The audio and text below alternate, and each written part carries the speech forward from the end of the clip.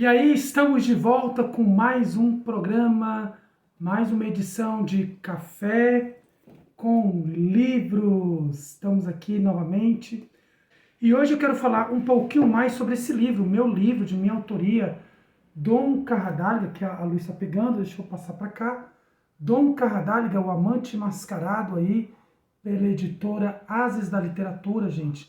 Comprem esse livro, adquiram, tenho certeza que vocês irão gostar bastante.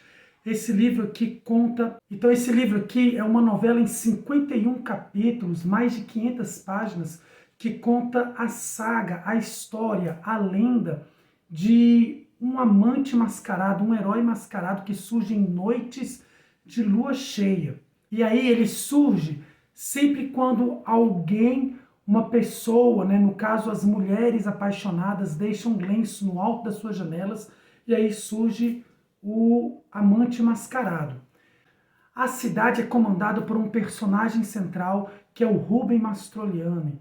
Rubem Mastroianni, que é um político, um deputado, e ele comanda a cidade. Ele é dono também de uma faculdade de moda e é um grande coronel numa cidade interiorana que é o município fictício de Gurupira. Então nós temos corrupção, nós temos alguns atritos, nós temos racismo, que é a questão do promotor da cidade recém-chegado, que é o único honesto que faz alguns enfrentamentos.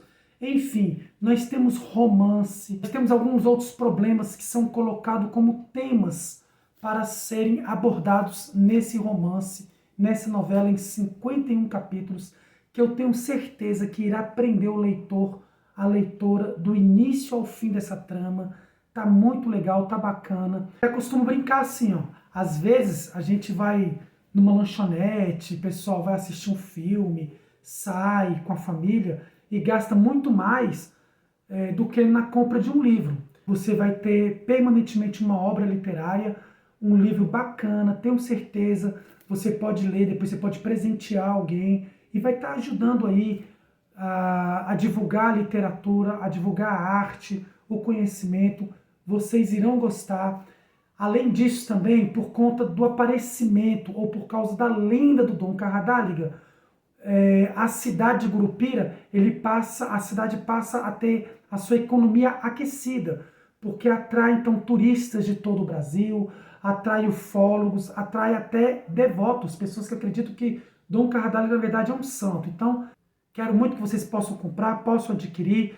Vou deixar aqui todos os links possíveis aonde você pode estar acessando, possam estar comprando o livro Dom Carradalga, o Amante Mascarado. Basta que você entre então em um desses links, vocês possam digitar de forma correta o nome do livro, Dom Carradalga, o Amante Mascarado, e aí vocês podem dividir até em 4 vezes no cartão de crédito. O livro físico vai chegar em seu endereço e tenho certeza, garanto, vocês irão amar. Agora vamos falar um pouquinho sobre um teórico muito importante para os nossos estudos, para nosso conhecimento da educação, mas para além disso também foi uma pessoa muito importante para toda a sociedade, um estudioso, um escritor, um jornalista, um ativista político, para muitos, odiado por muitos, amado por outros tantos, controverso, mas que sem sombra de dúvidas teve uma grande contribuição e que tenho certeza absoluta que com certeza nós já ouvimos falar um pouquinho dele, da sua história, das suas cartas que foram escritas no cárcere durante a sua prisão. Com certeza absoluta já ouvimos falar sobre a sua resistência ao fascismo na Itália, do regime fascista ditatorial de Benito Mussolini. Com certeza já ouvimos falar de algumas das suas teorias, sobretudo na educação, quando ouvimos termos como hegemonia, contra-hegemonia, bloco hegemônico ou os intelectuais orgânicos. Estou falando de Antonio Gramsci. Hoje vamos conhecer um pouquinho mais desse italiano que ajudou a construir um pouquinho mais sobre a concepção da escola na construção do intelectual orgânico na Itália contra o período do fascismo. Vamos lá? Antônio Sebastiano Francesco Gramsci, ele nasceu em 22 de janeiro de 1891, na cidade de Sardenha, na Itália, e faleceu, gente, apenas aos 46 anos de idade. 46 anos de idade, em 27 de abril de 1937, em Roma, também na Itália. Gramsci era bom estudante. Por isso, ele venceu um prêmio de literatura em Turim. E com isso, sempre teve as portas abertas e foi estudar em Turim.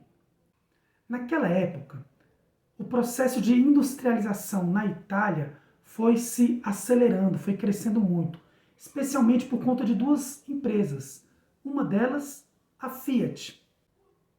A outra, a Lancia. Com isso, também começou a ficar muito extenso os conflitos trabalhistas, né, entre patrão, entre os trabalhadores, e, logicamente, também começou a ganhar muita força e espaço os sindicatos. Gramsci, então, começou a frequentar circuitos comunistas, se associou, então, com migrantes sardos. Gramsci se filiou ao Partido Socialista Italiano. Se tornou jornalista em Turim. Seus escritos eram publicados em jornais de esquerda, como o Avante. O Avante era um órgão oficial do Partido Socialista Italiano.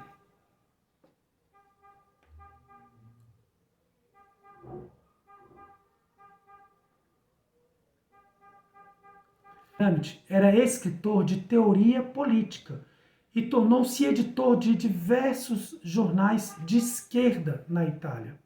Ele fundou em 1919 o L'Ordine Nuovo com Palmiro Togliatti. Em 1921, Gramsci, juntamente com um grupo desse mesmo L'Ordine Nuovo, fundou o Partido Comunista Italiano. Bem importante esse momento. Gramsci acaba se tornando um dos principais líderes do Partido Comunista Italiano. Inclusive, ele tem várias de suas teses publicadas pelo partido e seguidas pelo Partido Comunista Italiano. Em 1922, Antônio Gramsci conhece Julia Schutt, que viria a ser a sua futura esposa. Eles se conheceram em Moscou, na Rússia. Gramsci vai à Rússia representando o Partido Comunista Italiano durante um evento que tem lá na Rússia.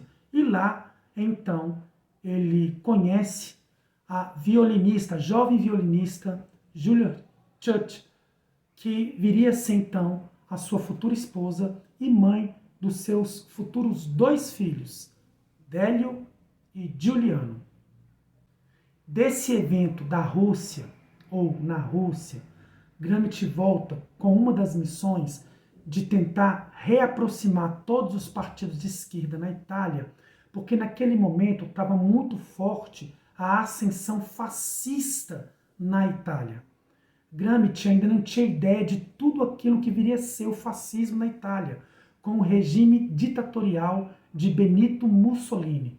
Portanto, uma das missões primordiais de Gramsci seria justamente a unificação, ou a reunificação, ou a aproximação dos partidos de esquerda na Itália para a resistência contra esse fascismo na Itália.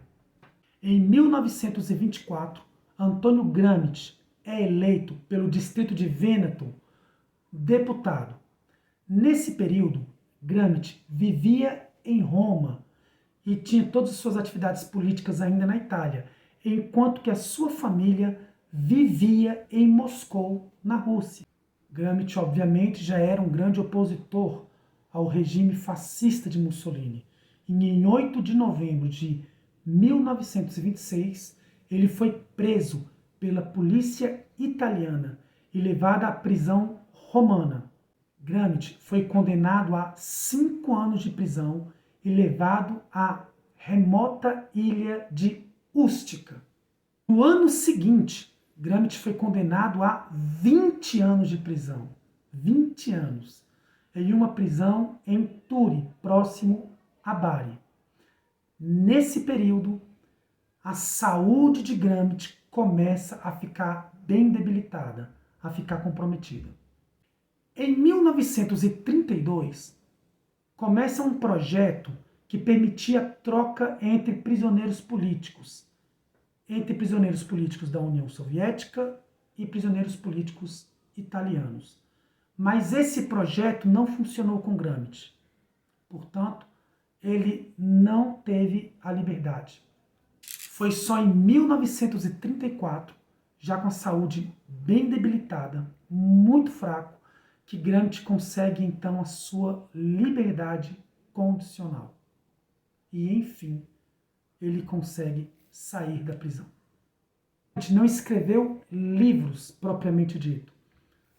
As pessoas costumam dizer, os teóricos, os autores que estudaram sobre Antônio Gramsci, que a sua obra em si pode ser dividida em antes e após o período que ele esteve no cárcere. No período que antecede o cárcere, Gramsci escreveu seus ensaios, seus periódicos aos jornais e aos operários, que ele fala sobre literatura e teoria política, tudo publicado em jornais, operários e socialistas. No período pós-cárceres, tem 2 obras em grande destaque. Primeiro, Cartas do Cárcere, que são mensagens escritas a parentes ou amigos que foram reunidos para publicação. Depois, tem também os 32 cadernos do cárcere. Interessante. Esses 32 cadernos do cárcere são reflexões redigidas quando seus problemas de saúde se agravaram.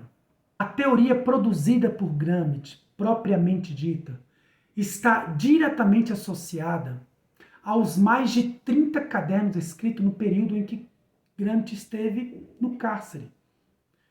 Uma teoria que está voltada à sua teoria crítica e educacional, como, por exemplo, a hegemonia cultural, os intelectuais orgânicos, enfim. Vamos conhecer um pouquinho dela. Gramsci acreditava que a tomada de poder viria pela mudança de mentalidade, que aconteceria através dos intelectuais e da escola. Ele estudou sobre os intelectuais na transformação histórica e o conceito de hegemonia. Entendia hegemonia como o domínio de uma classe social sobre o conjunto da sociedade. E esse domínio era caracterizado sob 2 elementos: a força e o consenso. A força, instituições jurídicas, políticas, e o consenso, cultura, ideologia e valores. Para Gramsci, a escola tem um papel fundamental, pois é na escola, ou é a escola, o espaço de formação do intelectual orgânico. Gramsci diferencia intelectuais tradicionais e intelectuais orgânicos. Intelectuais tradicionais são aqueles que estão comprometidos com a tradição, com a manutenção da dominação, da cultura dominante. Enquanto que os intelectuais orgânicos buscam criar, fomentar a consciência entre os membros da classe aos quais eles pertencem. Viram? Conhecemos um pouquinho mais sobre a história de Antônio Gramsci e a sua contribuição para a educação e para a história, para o conhecimento. Se vocês gostaram, nos sigam aí nas nossas redes sociais e até a próxima com mais um Café com Livros.